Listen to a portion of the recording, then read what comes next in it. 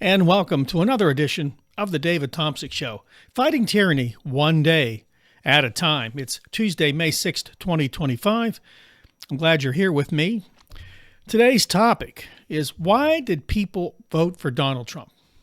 I mean, in spite of all the evidence that he is a liar, a felon, I mean, we can go back in time, 37 or 40 years. We know how he was raised, who he really is. He hasn't hidden it. There actually is a new video out called The Apprentice, and it's about Donald Trump and how he was molded by a really shady attorney. I'm not going to get too far into that movie. I watched the trailer, and it was pretty good. It pointed out some of the big flaws in Donald Trump and where they came from. He is a sociopath. He is a psychopath. He is a narcissist, and these aren't secret traits. These are obvious traits. So why did people vote for him twice? Now, keep in mind, we're dealing in a world with propaganda, rhetoric, all these things that are out there now work to indoctrinate, influence, and condition people. People fighting their personal insecurities. Now, just look at Caroline Leavitt, his propaganda minister. If you listen to her, and I sometimes do, it's amazing how much this woman lies, how much she manipulates. She wears a cross, and we think, oh man, this is the right team. But when you listen to her and you know the facts, she's a liar. She's protecting the liar in chief. And it's sad to see this in America today. Now, I saw an article, and actually read an article and a video from a guy named Dr. Russell Razaka. Not sure I pronounced that right.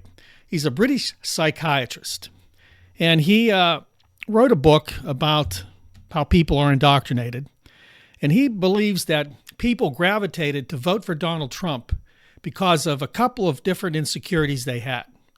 And I'm going to read some excerpts from this, and it's important you listen because it hits the nail right on the head, my friends. And I will have a little commentary after this as well. So the first insecurity is economic insecurity. If you remember, going into the 2024 election, inflation was still high, especially groceries. Donald Trump campaigned on fixing it. He understood groceries. Remember, he created a new word, groceries, and he's going to get elected on groceries. And that was a big issue for the 2024 election. Now, you got to remember, and I know people will comment, telling me it's not true, but if you go back and you look at the numbers, and I do, we find out that inflation really started under Donald Trump's administration. He spent more money than anybody in history with COVID and with all the things he did and all the handouts he gave, which were much needed in many ways. We had about 8% inflation. It did come down under Joe Biden, but it was still high. Now, you can argue that point, how that all works. The president doesn't have a lot of effect on certain economic policies. Inflation is one of them. The Federal Reserve really is in a battle over inflation, and so are other factors. We're not going to go into that today. We're not going into basic economics. Again, a rabbit hole, very deep. We're going to stay on topic. So we know that economic issues were the biggest factor, or one of the biggest factors. But there was another one that I think was more important. And I've talked about much of this on this program over the last 6 months, especially since January. Go back and watch some of my videos, and we'll be able to maybe give you a better idea of what I've been saying. This gentleman agrees with pretty much everything that I've been saying. He's done it, though, in a more professional manner because he's a professional. He's a psychiatrist. I am not. But the next group of voters came from a sense of cultural identity. Okay, they're insecure about cultural identity. Their culture is under attack. At least that's what they believed. Now, this attack on cultural identity was the baseline for their voting for Donald Trump. Now, these would be considered hardcore MAGA supporters. Now, these people are the most dangerous, in my opinion, because I think they're the most radicalized. But we'll get into that. So the doctor goes on to say these voters who lean towards Donald Trump, the MAGA hardcore voters, weren't born racist. Therefore, they're not just bad people.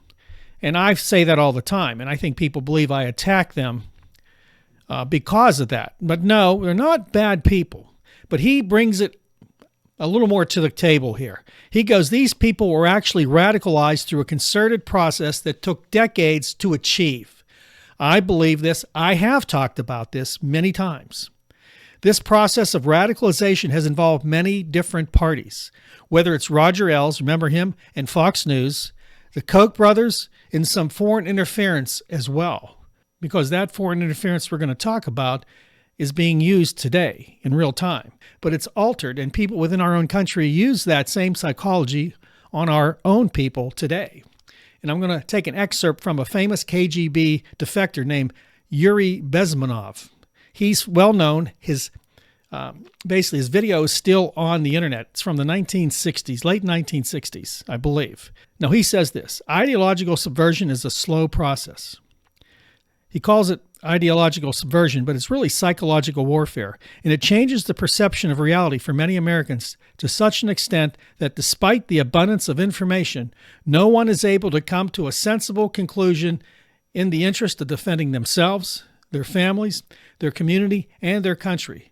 It's a great brainwashing process which goes very slow. Does this sound familiar to you? That you argue with somebody from MAGA, no matter what information you have, no matter how laid out it is, no matter how accurate it is, no matter how many ways you have to prove your point, they don't see it. They can't comprehend it. They can't come to the rational conclusion that you're right. They can't do it. This is how deep this goes. This is how well thought out this psychological warfare is. And it's very, very deadly. He goes on to say that we had an exploding disinformation space which started with Fox News and then expanded throughout the internet. For instance, and he brings this up, the idea of caravans only appeared just before elections, then disappeared as soon as the elections were over.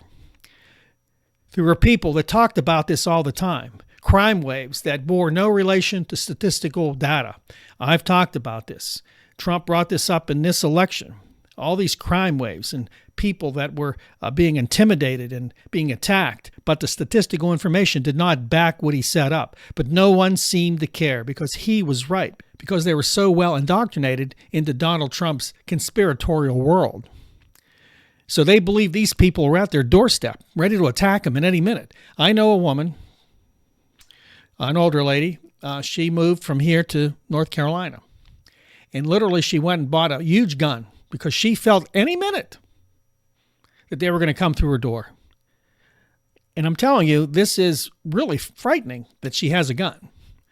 And she's in her late 70s. And I'm thinking to myself, what can go wrong here? But remember, fear, insecurity, as what this doctor is saying, breeds this type of crazy talk, craziness. It breeds it. He then used another example. Insecurities that were stoked all the time about a takeover of trans people. You send your child to school and they come back a different sex. Of course, not true. Do you know how many prisoners had a sex change operation that were illegal immigrants? This was one of the most successful Trump campaign videos of all time, talking about illegal immigrants getting sex change operations. Do you know how many there were? 2. Again, he used it. He used it. And people bought it, hook, line, and sinker. In the end, these issues that we just talked about really didn't affect any of these people, but they felt it did. They felt it was going to hurt them somehow. They were insecure. So stoking identity issues, creating fear, harnessing that insecurity has been going on for years, starting with Fox News. Now, the evidence, the doctor says, shows that on average, people who are regularly viewing Fox News were less well informed than people who didn't watch news at all. I've said this. The fascist news network is a propaganda network, not like CNN, not like MSNBC. Literally, it was designed to program people, to indoctrinate people, period. So people have been radicalized through this process, their insecurities stoked. And then came Donald Trump. And this is where this is all leading. Trump was able to radicalize people using their own insecurities, the economic insecurities, the cultural insecurities, which he was able to harness in a big way.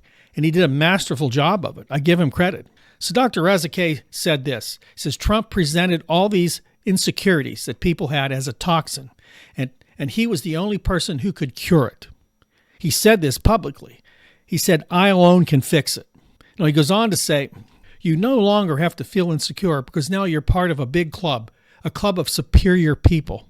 Now, the doctor says the sense of security he gave them made up for the insecurities they felt. They had a hole inside them from these insecurities that have been stoked by Trump and people like him for decades. And Trump gave them a balm, an elixir that made them feel good again. You're now part of MAGA. This is the one thing Trump did that was genius. He created a community. MAGA is both a community and an identity. This is why it's so hard to reach these people. It's a club. It's an identity, and they can't separate themselves from it. He goes on to say there is an underlying insecurity that binds the other two together. It comes from 3 words, and these are 3 pretty strong words. Take back control. Now, these 3 words were used during the debate over Brexit, if you remember that. The British wanted to exit the European Union, and those people who supported Brexit used these 3 words, take back control. And they used them day and night on every commercial, on every billboard, in flyers. Take back control. Take back control. Similar, right? It's similar to what we saw here in the United States. Brexit failed. If you look at Brexit now, all the things they said Brexit would do didn't happen. All the insecurities those people had for wanting to support Brexit, they still have. So this is my commentary. We can't fight this. A type of psychosis, whatever this is something we can't deal with as people that aren't in that group. We can have all the information. We can see it for our eyes. But as the KGB guy said, Yuri, he said, it's very, very deep, and it takes control of you. And you can't find the truth anymore. You can't see the truth. All you see is being a part of that club. It's being part of a bigger entity that's helping you, that's protecting you, that's calming your insecurities. Us versus them. This is not good. And that's why we have to join together in a fight against tyranny, because people on the right, the people who support this guy, will support him to the end. As I've said, they'll die on that hill, even though they have the evidence in front of them that says you don't have to. This is the reality. It doesn't matter. So what do? We pray. We work together, join the resistance, like, subscribe, and share this video. It really helps as we grow and reach more people with information like this. Beyond all that, God bless you. Thank you for joining me. Don't forget Nights Around the Fire. I advertise this every show. I have a link in the description box. We talk about mysteries, legends, and myths. We're creating new videos. Please go and be a participant in that channel as well. Anyway, I'll see you tomorrow. God bless you, and take care. And you're watching your favorite channel for news, information, commentary, and analysis. The David Tomsic Show.